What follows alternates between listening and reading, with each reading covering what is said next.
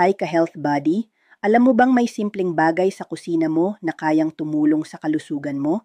Yes, I'm talking about baking soda. Alam mo ba na una, pangontra ito sa acid reflux?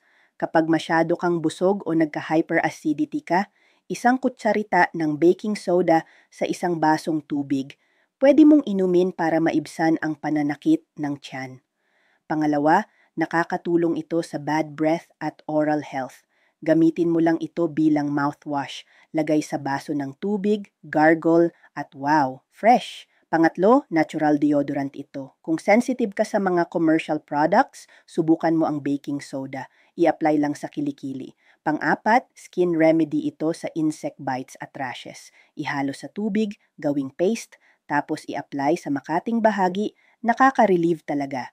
At panglima, nakakatulong ito sa kidney function ayon sa ilang pag-aaral. Siyempre, kumonsulta muna sa amin bago regular gamitin. See? Ang baking soda, hindi lang panlinis o pangluto, isa rin itong natural na health body. Pero tandaan ha, gamitin ng tama at may moderation. I-share mo ang video na to para mas maraming matuto. Stay healthy and stay smart. Don't forget to share.